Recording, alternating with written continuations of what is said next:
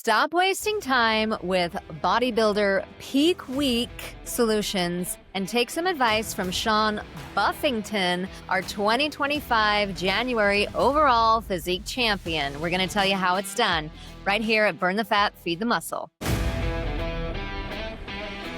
This is Burn the Fat, Feed the Muscle, Inner Circle Podcast. Welcome back to the Inner Circle Podcast. I'm here today with Shawn Buffington. Don't you love that name? If anybody deserves to win a body transformation challenge, especially in the physique competition, it's somebody with the name Buffington. Welcome, Shawn. Thanks for being on the show today. Okay, tell us about where you started and where you ended up, because where you ended up is pretty remarkable. Yeah, okay. I'll do my best to keep this concise and relevant. I'd say my journey with it sort of began age about 20. I was in college and I found myself in a bookstore and I found this magazine that had a body transformation in it, a 12-week transformation, and I was blown away with the notion of being able to get from, normal guy to into like, looking like Rambo or whatever. And so I was at that time, just the idea of transformation challenges was planted in my mind as an exciting idea. And turned out this magazine was kind of an advertisement for a book. And so I bought the book and I read it and I was inspired and I followed it as closely as I could using weights in my parents' basement and stuff like that and not knowing what I was doing at all. I didn't win. I didn't win the challenge at that time, but now, I'm assuming this was Tom's book. This was not that Tom's you found. book. This was a book called Body for Life. It was a huge sensation at the time, and it was kind of what really made transformation challenges kind of mainstream. Now, there was one. It was extremely motivational, extremely educational to somebody who had no knowledge of anything to do with exercise, diet, whatever. But there was one aspect of it that became a bit of an issue for me, which was that this, as much as the magazine was an advertisement for this book was an advertisement for his supplement company. And early in the book, it has a kind of myth section. And one of the first myths is that you don't need supplements. And he debunks this by saying most people to be successful will need supplements. Now, as a broke 20-year-old student who just spent my last money on this book, I was not going to go out and spend hundreds of dollars every month on supplements. So when I went through the process as best I could with what limited information I had, my only weight training education coming from the kind of diagrams in the book and not doing well, I sort of chalked it up to either he's right and I needed supplements to have been successful, or he was wrong and it was just never going to happen for me. Or so it left me in a kind of bad place. It was about 10 years after that when I finally came across Tom's ebook.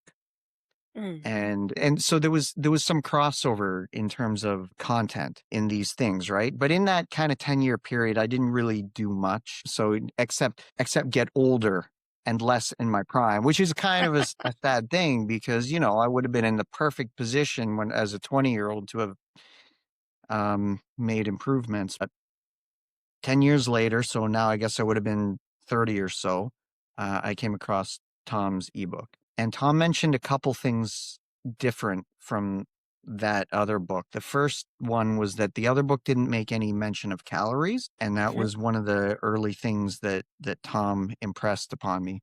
But I think what really sold me was that Tom said you 100% do not need supplements to be successful. And at that point, he's like, you have me. Anything else you say, it's like, and the fact that the tone of Tom's writing was very friendly. It was very much it wasn't condescending. It wasn't like I know better than you and that makes me superior. It was very friendly. It was like this, I'm your friend and want you to succeed. So I latched onto his writing style right away and his content. I just soaked it all in and took it all in. And then at like I say, I was getting over 30 at that point. And similar to how I did before, I decided to put Tom's words to the test. I said, I'm going to follow this to the letter using your method, right? And for the first time in my life, after following it for 12 or 14 weeks or something like that, I actually looked like somebody who has stepped into a gym. So Congrats. immediately, so that was the second start, I guess. The first start was when I was young and I got really interested in the idea of transformation challenges. And then when I was reintroduced to it via Tom's initial ebook, and then I found out after that he runs a transformation program of his own. Then I got very excited about the idea because now I felt equipped to actually participate them in a way that I might actually have results that are, someday maybe even admirable. And so this past year, so now I'm trying to think how long it's been now. So now I'm 46 now. And so this past year, I won the challenge for the first time. So you could say this is like 20 some year come true in a way, right? That's It's amazing. quite special, Yeah. actually. It really is. And I think so many people think that over 30 or over 40, there's no hope, or they say, oh, you get the middle age spread and that's just what happens. You can't do anything about it. But you are living proof that that's absolutely false.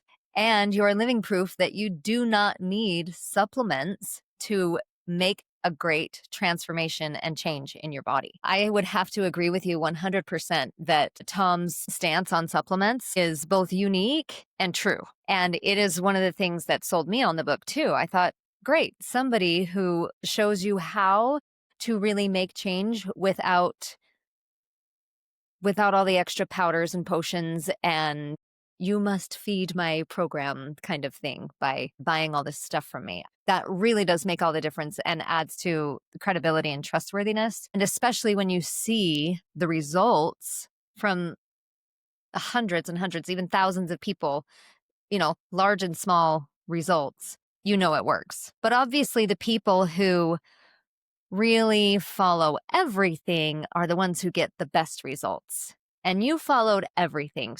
You did a challenge in 2022 and did very well. And then you won in 2025. You didn't let off the gas, as you said, in between those challenges. Tell us about your continuing journey between 2022 and 2025, which is where the real results really came about. You really saw those six-pack. You really saw the muscle development, the way that you had envisioned probably from that first time you picked up a book at 20 years old. Oh my goodness. Okay. Well, if it's okay, I'll actually dial it back a little bit before that because the first one of Tom's transformation challenges I participated was actually back in, I believe, 2012. So after I'd had a few rounds of trying his stuff, around 2012, I felt like I want to participate. At that time, there was a top 10, and it was my first or second time going through it. I placed in the top 10. Wow. And so I was pretty proud of that. But in the years between, I would go through phases of, I want to put on muscle now, or I want to diet down. It was a lot of, I don't know, back and forth yo-yoing if you want. I'm all within a kind of reasonable range. But I never, after kind of placing top 10, I'm like, yeah, I'm pretty happy with that. I didn't really see a need to get super lean. So over the course of the next number of years, so in 2020, I married my dream girl. And I realized a little while after that, after that, I flipped back and I saw the pictures from when I competed in 2012. And I thought, gee, this girl who I'm crazy about has never seen me in my best state.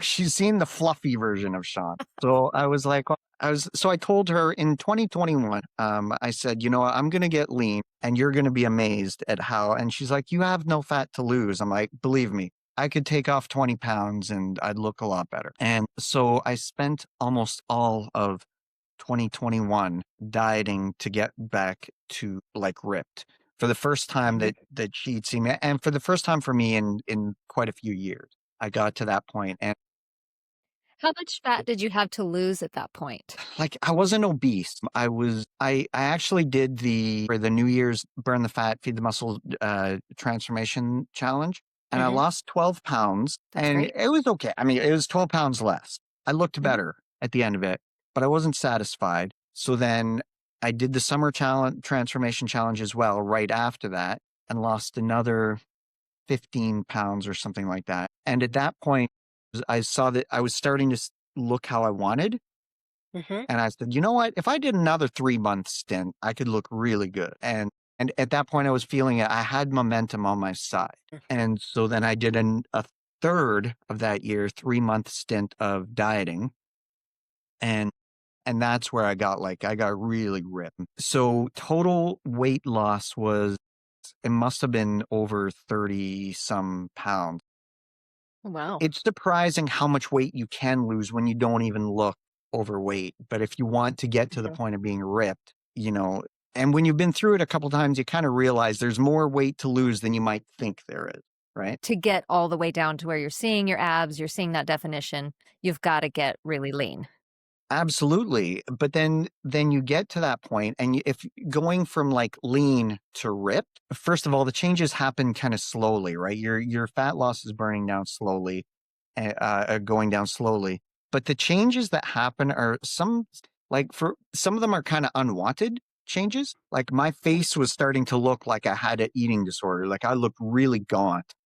I looked small in my clothes. I'm like, well, so the only times I looked really, really good is when I was like in a bathing suit or something. When I wasn't wearing clothes, I looked great, except my face maybe, which looked like I looked like I needed to eat a sandwich. But I found that, so at that point I was like, there's not a lot of reason for me to be this lean a lot of the time. When you were that lean, what was your weight and your body fat percentage? Oh, my body fat percentage I wasn't exactly sure what it was. I had a nurse at work measure me, and her measuring caliper said it's below what I can read. It was definitely below. It was single digit, but I don't know exactly what it was. So it was below 10% for sure. And that is very lean. That is, like you say, you looked gaunt probably, and Yeah, absolutely. and starving. Yeah, So there's definitely a window. It was too lean, right? But it was a great process to go through, because looking back, I was documenting kind of my weight and stuff like this. And I was sort of able to identify in there sort of what I called sort of the sweet spot, right? Where did I go from looking like kind of okay to really good, right? And I was thinking of this in the context of like a transformation challenge. So that's why in the next transformation challenge I did in 2022, I kind of wanted to put this to the test, this little sweet spot of weight that I had found. That is this something I can replicate, right? So I spent a few months putting on a bit more weight, like trying to build muscle, added muscle, and then I tried to get myself within that weight range, right? So in the context of a transformation challenge, like my big lesson was the first 3 months, I kind of went from fluffy to less fluffy. The visual contrast wasn't that much. And if what you need for a transformation challenge is visual contrast, that wasn't the weight range to be in. Similarly, when I went from being like kind of lean to ripped, the change I could make in the course of 3 months, the visual contrast wouldn't be as much. So there was a sweet spot in there where I could go from looking like kind of okay to really good in approximately 3 months. And that's kind of what I wanted to target in on, that sweet spot of weight. And so I tried to do that in 2022, and I placed third in the overall. Awesome. And that's the year that I won the most rep too. So good job. That felt great. And actually my wife, my dream girl, she joined me for that transformation challenge too. And she got to see herself go through 3 months of, now her process was a little bit more, what's the word I would use? Virtuous? I don't know. A little bit more like true to the spirit that I think a lot of people are going through transformations, but challenges are, which is just like, I have weight to lose and I'm going to go through 3 months. Whereas I was trying to do something very specific with my transformation challenge, and she was just trying to get into better shape, which is, I think, the true spirit of what a lot of people who do these are doing. And she did it. So we did that together, and that was amazing. That was a real, like, as much as we are like love each other and have a strong bond, this helped strengthen the bond together. We were doing something together, and I think this is the first time it really struck me one of the things Tom talks about, which is the communal aspect of it. And I had this in a new way that I understood not a lot of people have the benefit of having such a supportive partner working through these things with them. But it really struck me how much of a help it is, because every day we go on our walks and we talk about it, and we talk about our struggles, and we talk about our cravings, and we never used the word cheat meal, because we decided early on we called them fun meals, because we said that's part of the plan. We're not cheating. It's built in. So we would have those together, and we would see how we're feeling and decide, based on, has it been long enough for one? So that whole doing it together was huge. And did you weigh your food together, plan your meals together, that kind of thing as well? 100%. Yeah, we did. For dinners, 100%. Our kind of breakfasts and lunches, we do a little bit more on our own. But yeah, dinners we did together, and we started coming up with recipes, and we've got a whole recipe book now. I love it. We've kind of broken it up into like kind of healthier, like lower calorie kind of sections, and like what we call real people food, things that we're more likely to make for the kids and things like that. But yeah, we do all our dinners together, and that's such an important aspect. And I love what you said about doing it as a couple. And I would say most of the people who win the challenges, they often are in sync with their spouse, the ones who do really, really well. They definitely utilize the community within the inner circle, but having your spouse right along with you makes all the difference. I know it made the difference for me and my husband. We were actually about the same timeline, 2021-ish. It's when we found Burn the Fat, and doing it together, relying on each other and saying, do you think we can go out tonight? Is ice cream going to fit in the budget? Is this going to, can we go out and eat this? Or do we have enough room for it? And sometimes it'd be great. We'd go on a 2-hour mountain bike ride and have an extra 1,200 calories. And we're like, yay, we can go out to dinner because there's room for it. But, you definitely have to keep that in check. But having that, just somebody right there, it's like your accountability coach. Yeah, back in when I was first introduced to Tom, I was in a funny place. I was in my first marriage, and it was starting to teeter, and so I was doing it all on my own, right? So my first thing, you can do it on your own, but again, until I experienced doing it with a supportive partner, I don't think I fully appreciated the power of it. I understand not everybody's in a position to have a supportive partner, and that's sad. But what I know from that is that you 100% can do it even without that, but it's way easier with that. So if you can get that. But if you don't, it's okay. Sure. It's almost a hurdle you have to overcome. And the challenge was in my pastorate, like sometimes it can be a challenging thing to navigate, is because if one partner is wanting to go out to eat and the other one's saying, I'm not due for that yet, it's not in my budget yet, I haven't earned that meal yet, it can become a challenge. So as much as you can surround yourself with that, as much as you're able to, definitely it helps. And if, I think of people who are, if they're able to at least help maybe get their partner somewhat on board because of that, like I say, it can be bonding. It can bring you together even more as a couple, is my experience. Just having that common goal. It's the same, even eating well together is often just as effective as budgeting your money together. Those are things that when you're on the same track as your spouse, it makes all the difference in the world, because now you're going somewhere together. You're not going opposite directions and kind of hoping that the other person will follow. There's a clear pathway and you know where you're headed and you're both going there together. It really makes a difference.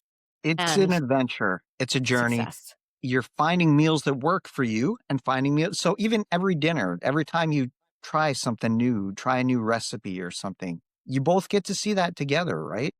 It's a very cool process to do.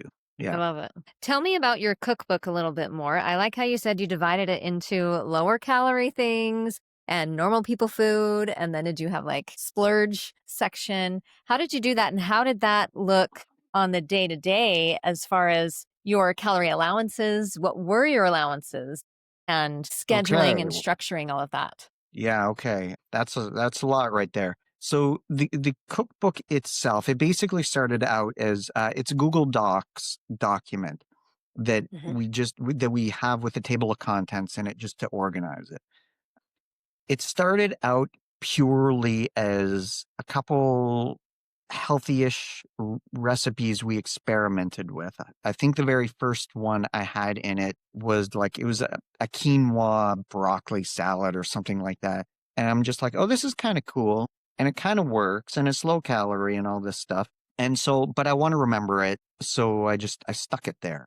And then it's like, as we would have two or three other healthy-ish recipes that we wanted to replicate and redo and refine, we would pop it in there. And then we'd start getting ideas of non-diet recipes, but things that we could tweak to be calorie friendly. And we'd start to put it in there. Tom has one that I basically copied and pasted into there, which is, we slightly altered it, but it's stir fry. It's a beef stir Hmm. fry. Delicious, filling, like large portions. This is what we try to get in them. When we'd come across meals that were like low calorie, filling, delicious, and that's a winner. And that goes in Yeah. there. And then if it kind of didn't work or was too complicated to make or whatever, we'd kind of either remove it or whatever. But it just evolved over the last few years. Like I say, I think we started in 2021. We love food, and not all the food we love is super healthy. It just evolved. It evolved into a point where um, like I like making pulled pork, but it's a complicated process. So it's like, where am I going to put it? Well, I'll just put it in there, but in a different kind of category, you know? We came up with a whole bunch of recipes for healthy dessert. So they've got a subcategory.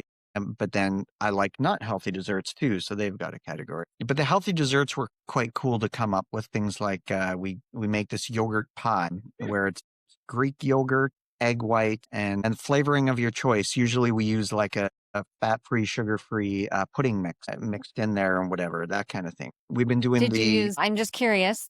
I love food too. On the egg whites, were they just like the pasteurized kind so you can Yep. eat them raw? And then Yeah, I know some well, people yeah. do eat them raw, but did you cook it at all? Yeah. So for that one in particular, I take a pie dish, right? Actually, I think I might have talked to Tom about this in the past because we made a low-calorie pumpkin pie. Like, Uh-huh. because you can do any flavor you want, right? But essentially what you do, you get a pie dish and you put in it about like a container of one of the larger containers of Greek yogurt, about 200 grams of the egg whites from the carton, Hmm. and mix that together with a packet of sugar-free pudding mix. Hmm. That has some thickeners and stuff in it too. It has xanthan gum and stuff built into it, and it has sweetener in it. Hmm. Sometimes we'll add some artificial sweetener as well, or other flavorings, or whatever you want, or pumpkin puree if you want pumpkin. And then we bake it in the oven at 350 degrees for about 30 minutes. And then we split that into like 6 servings. Hmm. So it'll do my wife and I for 3 nights.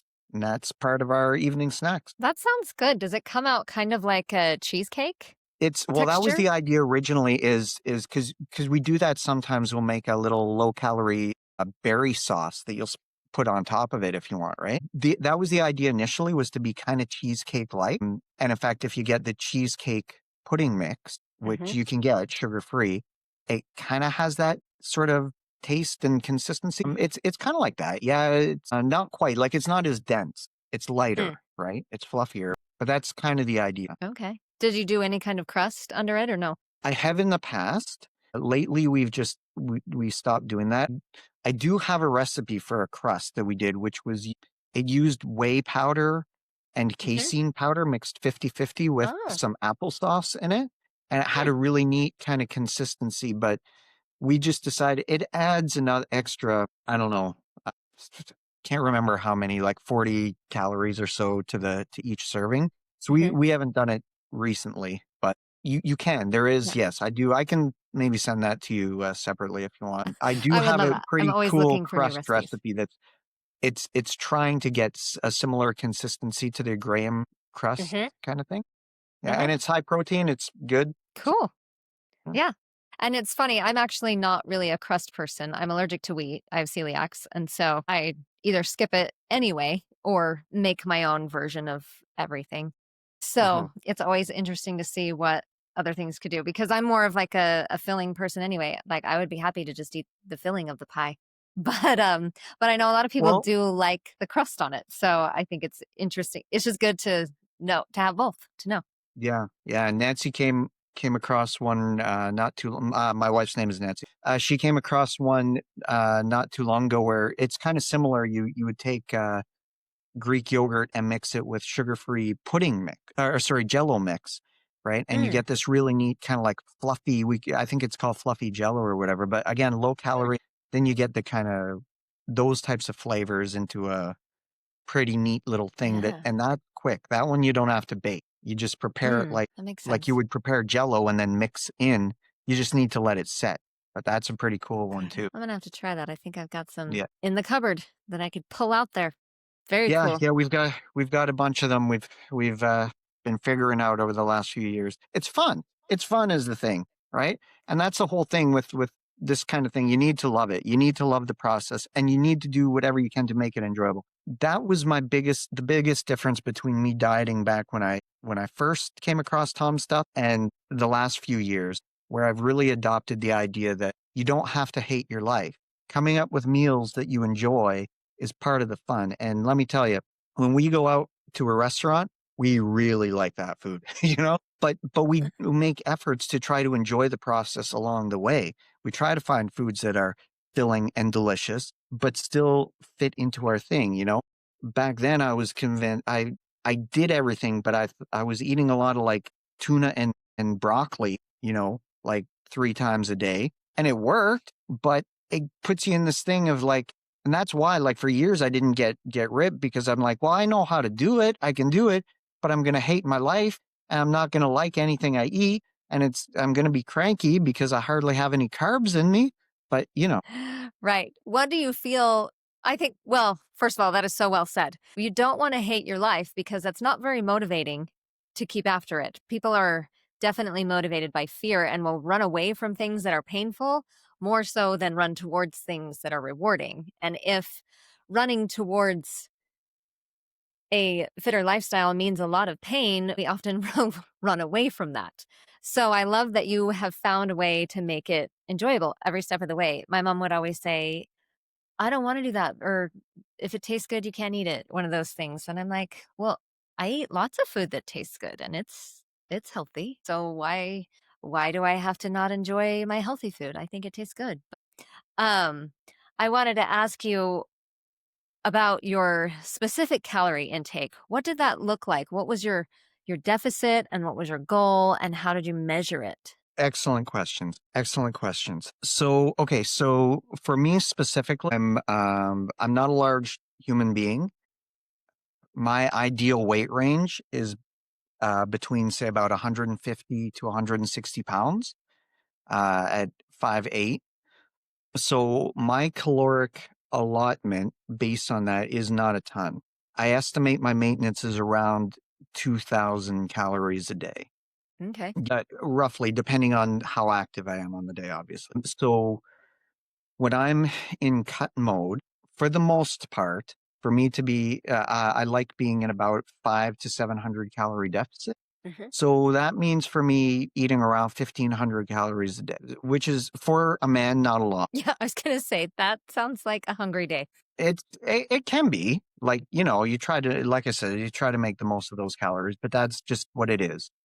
That's just Hmm. what it is. So yeah, like I say, for the most part, while dieting, that's where I try to be. Now, when we get into the specifics of the most recent challenge, that changed a little bit, and the Hmm. specifics of how I decided to alter the peak week thing, Yeah. that changed a little bit. But in Okay. general, I think about a 500 calorie deficit is a good target because that's going to get you around about a pound a week Mhm. in fat loss. So that's where I like to try to be. Oh, and you asked about measuring it. Are you there? Mhm. Yeah, I really like that question because I think the first important thing is accepting the law of energy balance. And I think in every time in my life when I've had success, the first thing was I accepted in order to lose weight, I'm going to need a caloric deficit. If we can get past that hurdle, I think you're well on your way. But then how many times have you heard diets don't work, calorie restriction doesn't work, and all this? And then so the question is, well, there's two sides to that equation, right? There's the what is your actual caloric needs, which can be hard to figure out. And then there's how much are you actually consuming, which can be hard to figure out. So they both need to be accounted for to be successful. And it's a simple concept, but it's not always quite simple to, especially with how deceptive some labels can be, and how our measurements can be way off. So, as far as figuring out my caloric needs, there are tools out there that can help you get an estimation, but those are a starting point. And you have to understand those are not a science. If I were to punch my numbers into those, it would tell me that my required calories are around 2,400 per day. I'll tell you right now, if I take that much a day, I will be gaining weight. It's not accurate. So it's taken me trial and error and years of practice to figure out it's closer to 2000. So that's a starting point. And you need feedback and you need to measure and find out. So that's the first thing is understanding you can get a starting point, but that's only a starting point. And then as far as measuring the food you're taking in, you have to be very cautious of labels for one thing, because they can be deceptive and they can be wrong. But at least, again, as a starting point, measuring it, tracking it, I've found using an app, a calorie tracking app, to be very helpful. The other thing Which is app did you use? MyFitnessPal. Okay. There's another one out there called Chronometer that I've toyed with that's very good, free. There's free apps out there that you can get to just, and they have barcode scanners and things like that, which are so convenient. They have recipes you can make. So some of the recipes in my book, I'll just punch it in one time and then I can keep using it, right? And weighing yourself. I'd weigh myself every day. Just, it's part of my routine now. I wake up and I weigh myself. Just, you keeping track am I getting closer to my goals or farther away, right? And one of the best tips I got was from one of my coworkers. Is actually, he just in the last couple of years got his pro bodybuilding card. And we were chatting and he said, get yourself a food scale. I'm like, that sounds like a pain. He's like, no, look, $20 on Amazon and it's game changing. All right. So we got one and it is eye opening. Like as an example, put a tub of peanut butter on the scale, right? And do it the reverse way. So you can reverse measure, right? So just zero it and then take out a scoop of peanut butter to see how many grams that is. And then compare it to the label. And you'll realize very quickly, or nuts. Nuts is another good example. Anything like that that's kind of high fat, it's like, no wonder I thought I was in a calorie deficit, but I'm eating 400 calories more than I thought I was from a simple nut, So, Well, nuts are the saddest thing. food, Every time you weigh them, it's like just those for, six nuts or a serving. exactly. Oils, nuts, all those things. And so I found a food scale just helps me to make all the measurements of all of my foods, of all my recipes. It makes recipes so much easier. It just makes it more accurate as far as trying to be at the place I want to calorically. Yeah. So I think that covers most of it. Yeah. Do you weigh everything every day, like all your food? Or do you, I guess maybe during peak season, might you? Or are there times when you eyeball it because you have a pretty good notion of what it looks like? Yeah, I'm not super neurotic about it. I measure some things. I measure most things, but you do start to get a sense of it after a while, so it becomes less and less necessary. But it's actually kind of fun too. But it's eye-opening too. It's that whole thing of like you brought up the analogy before of budgeting and money, right? Like if you just close your eyes to what you're doing and just kind of hope you have enough money in your account, it's not really the best way to take control of your life, really. So I don't think it needs to be obsessive, but I do think it can, so a good example is rice. You measure it dry and then you can see, okay, I'm going to have this much. And again, it's eye-opening how quickly it can become more than you thought it was, right? So I'm pretty good about it, but I don't think you have to, it has to be over the top. And I think for someone who's thinking, oh, I was thinking about getting it, like the worry is it's going to like be a whole lifestyle change to start using something like a food scale. It's not that way. It's actually fun and it's eye-opening all at the same time. And it's like, and once you've done it started getting into it, you're like, geez, where was this all my life? And so it's so much easier to keep track of things. Like, it's just one of those tools. It's helpful. Yeah. I have 2 food scales, actually. I have one in my pantry and one on the counter and use it all the time. And like you say, there are some things I always measure. I love PB Fit and I always measure my 24 grams. I don't know why I've not been able to like eyeball that one. Most things in life I just eyeball, but that one I have to measure it every time I use it, and it's right by the jar and it makes it easy. I just, it's always there. Perfect. But yeah, food scales, definitely a tool for winners, because how do you know? Like you said, you can't just close your eyes and hope. You've got to take control of it and make sure that it's doing what you want it to do.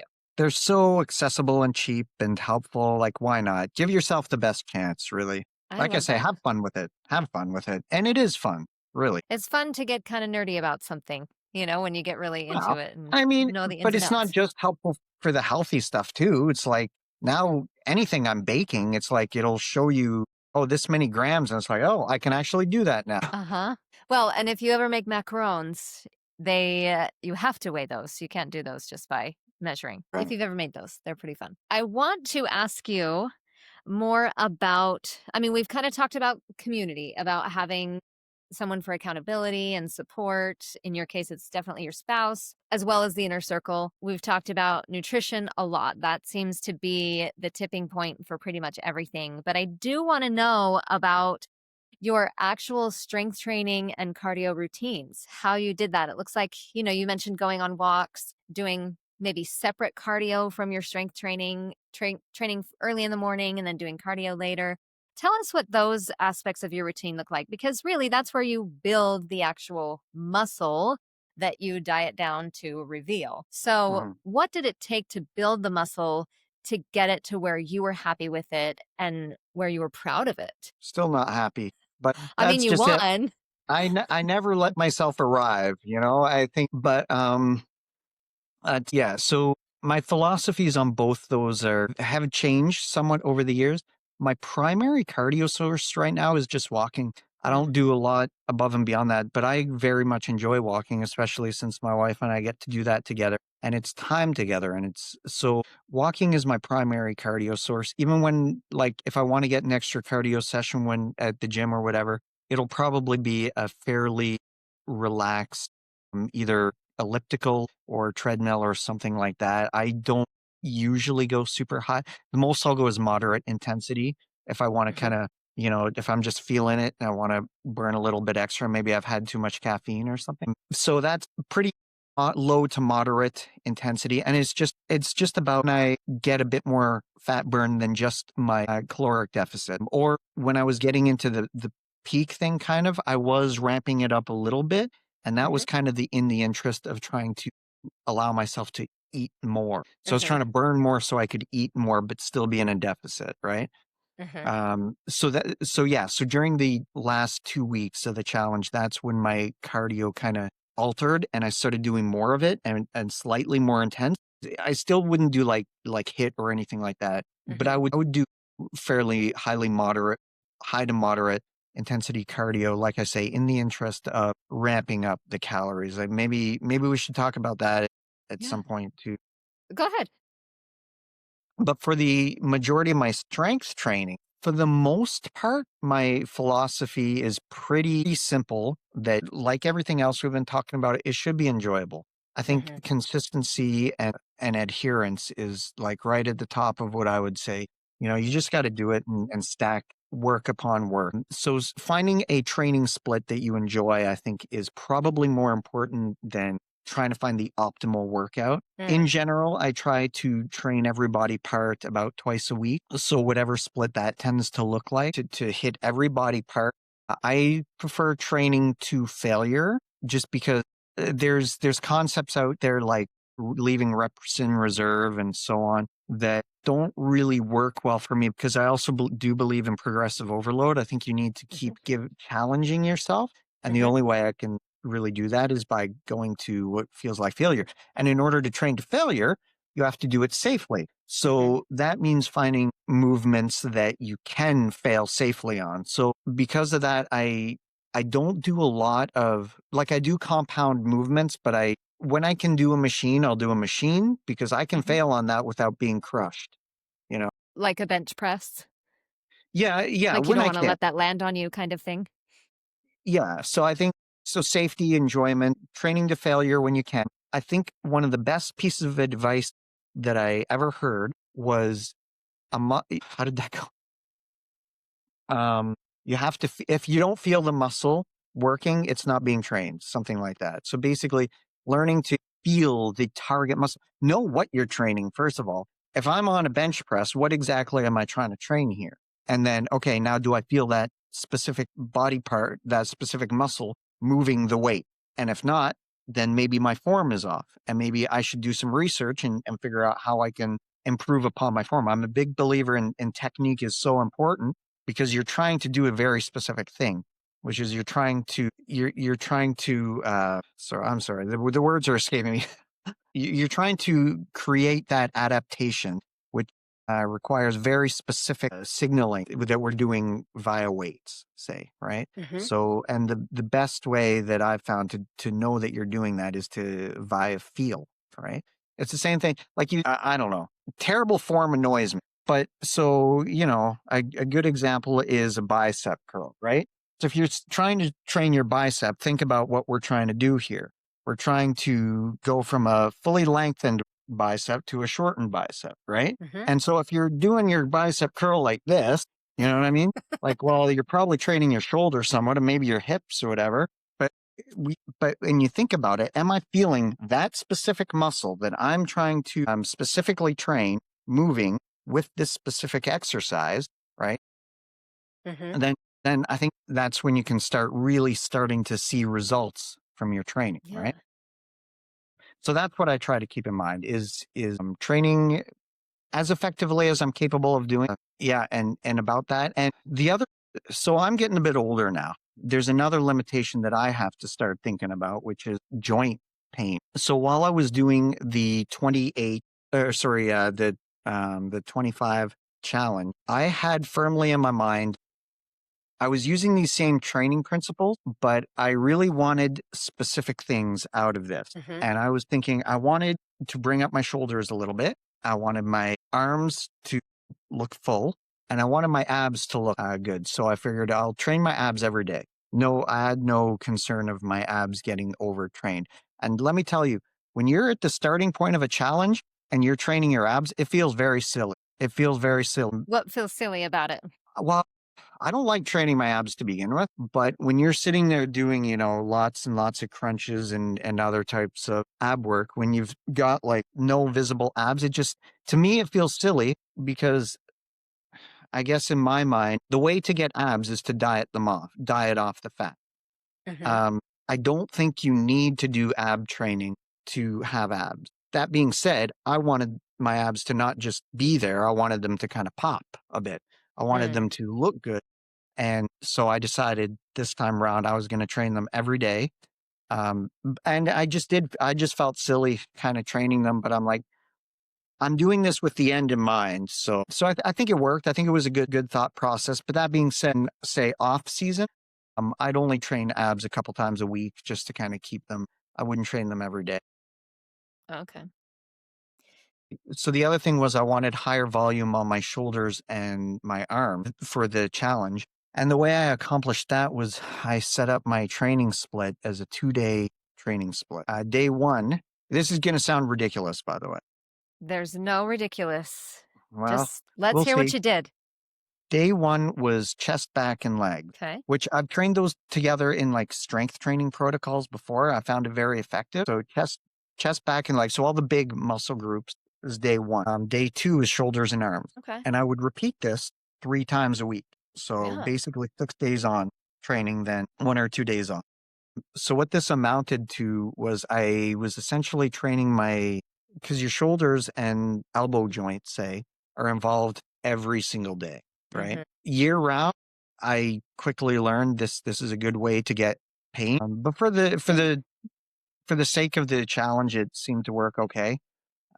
That was the kind of one difference where I trained a very specific way for the challenge because I wanted to, for a short period of time, focus on specific thing. And in order to do that and not have my joints flare up too much, I had to kind of put strength gains sort of on the back burner a little bit, but I was still training to failure. So what that meant was kind of lighter loads. So which would mean higher reps. So I would train more like 10 to 12 reps instead of 6 to 8 or something like that, Okay. so that my joints could tolerate it, right? Yeah. So that's kind of what I did. You mentioned training with the end in mind while you were doing your crunches or curls or whatever. Did you kind of do the Arnold Schwarzenegger technique where you would visualize that muscle specifically, like becoming a mountain or whatever it was? Did you employ any visualization techniques while you were lifting to get those results that you were focusing on?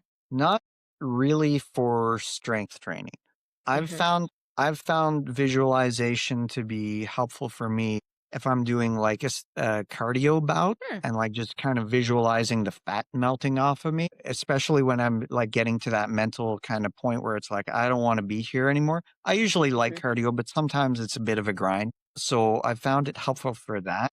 For strength training, no, like I've it's an interesting concept and I have in the past try to pre-visualize before a set, Hmm. like what it's going to look like and things like that and how your form is going to be.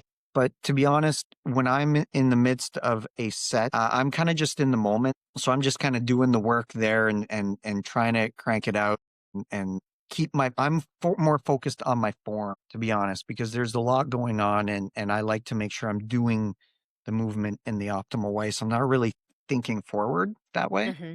I don't know if that Okay, makes sense. that makes perfect sense. I love it. Well, and there's a lot to be said for being in the moment and not worrying about what's next or if this is going to work or that. You know it's going to work. You just go and do it and do the work. So I love it. Okay.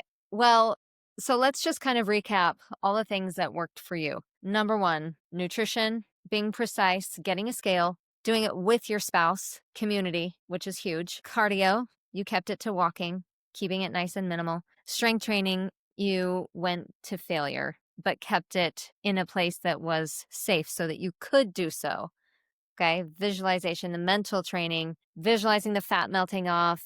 But did you do any other kind of positive self talk? Because it looks like you had, well, actually, did you review goals or anything specifically every day? You talked about how you had a result you wanted to achieve. And so that's how you built your training. That's how you built your meal plans and things like that. You wanted something specific out of this challenge, not just to get fitter, you want it to look a certain way. So obviously you had goals. How did you write them down? How did you remind yourself of them every day? What did you do to keep those at the forefront of your mind so that you could keep the momentum going? You had great momentum and you've figured something out for making it last throughout multiple challenges and over multiple years. So share with us a little bit about that. So, yeah, the whole notion of goal setting has been, it was honestly, it was part way back, going back to the Body for Life book. It was brought up in that book in a very simple kind of way,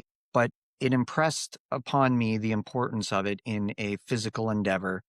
That's kind of the starting point. That's where it starts, is where your brain is. And I still remember he said in the book that the difference between a dream and a goal is that a goal is written down. So that stuck with me. And then when I came to Tom's book, his version of Burn the Fat, Feed the Muscle Now, but also his original ebook, there was a massive section on goal setting and stuff. And I found that so helpful and inspiring. And he brought it to a whole new level of affirmations and being in the right positive mindset. He made a statement in there.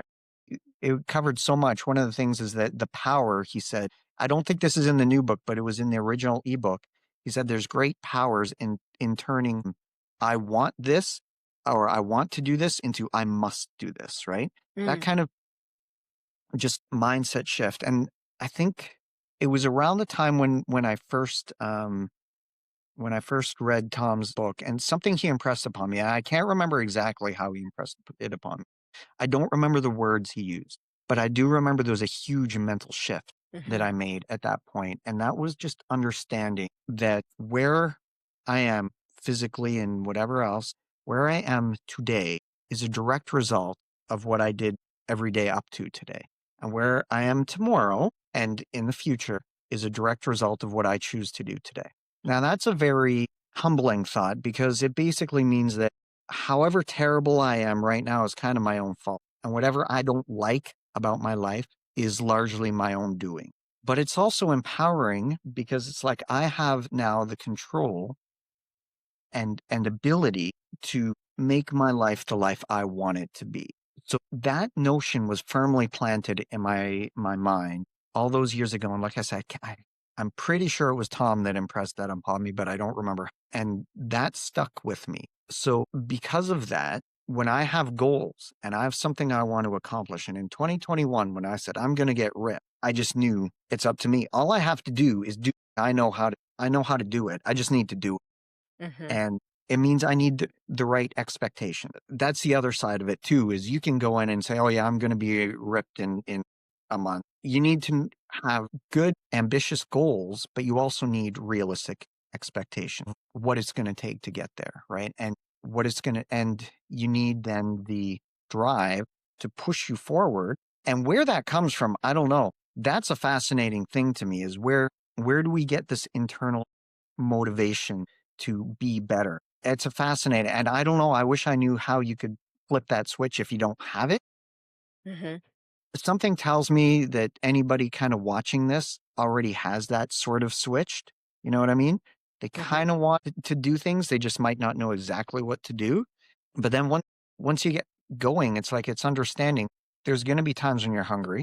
But then again, one of the little tricks Tom says is, well, but view that as a good thing. It's like once you start viewing it as, yeah, I'm hungry, but that means I'm burning fat. Hmm.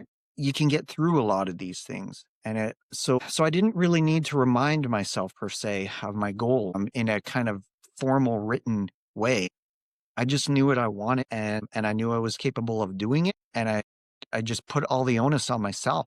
It's like, if I do it, then that's on me. If I don't do it, that's also on. There's another saying that I like that says, "We are all self-made, but only the successful like to admit it." Well, yeah, I guess so. I guess so. Yeah, I have a much more difficult time with that because I'm not someone who's quick to pat myself on the back. You know what I mean? Mm. Like Hmm. I acknowledge a lot of the things in life I have were good fortune, you know? So Okay. I don't like to sit there and say, yeah, yeah, I did that all on my own. That's not true at all. Right.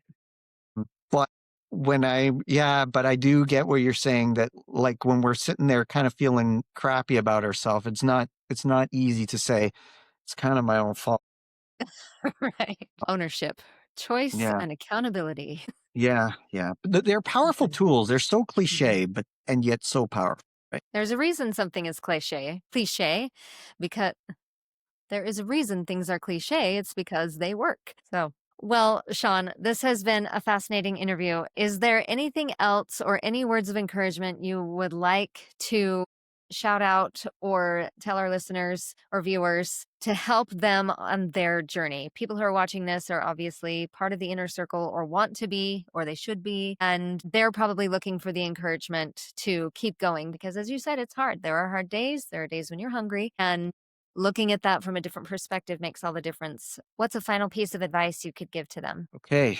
I think the broadest thing would just come down to once you've determined that you want to start making changes and you've accepted that I need to be in a caloric deficit and so on to do that is pushing through is understanding that it's not that it requires consistency to get to your goal. It's even though 12 weeks or whatever period of time, it's an achievable amount of time, but you still need to view it as a marathon.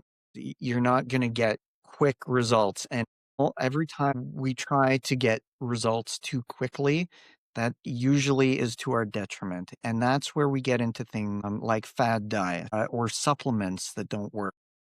And I can't tell you, I think the worst offender of them all is perhaps, I don't know for sure, but I think things like the keto diet, where because of the nature of it, understanding the water fluctuations are a huge part of weight loss too, I think is very helpful. And keto exacerbates that because you can lose a ton of water weight in the beginning just by not having any carbohydrates in your diet.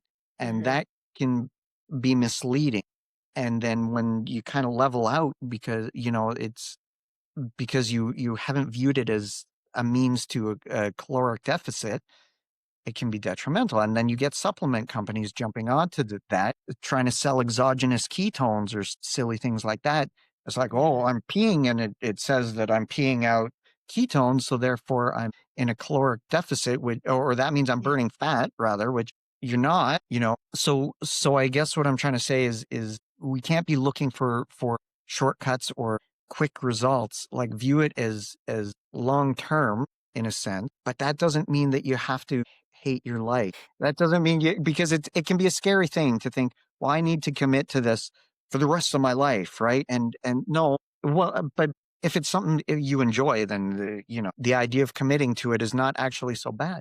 And if in the end you can, look a little bit more muscular, a little bit leaner, or like just walk past. Imagine walking past the mirror and turning and seeing yourself and go, I look pretty good. That's a nice feeling. You know what I mean? Mhm. And it's been a helpful process to me to think in the past, if I think what is the version of me that I want to be in the future, that's a very exciting thought, especially knowing I have all the tools to get there if I'll just buckle down and do it and have the patience to get there. So how's that? I appreciate it. That's great. That's really great. Thank you so much. Well, if you are not a member of the Inner Circle, you should be. So join us at burnthefatinnercircle.com. You can also join us on Facebook, and you can get the ebook of Burn the Fat, Feed the Muscle pretty much anywhere ebooks are sold, or pick it up at your local bookstore. They will have it too. Thanks so much, Shawn. You were great. And we'll see you next time on Burn the Fat, Feed the Muscle.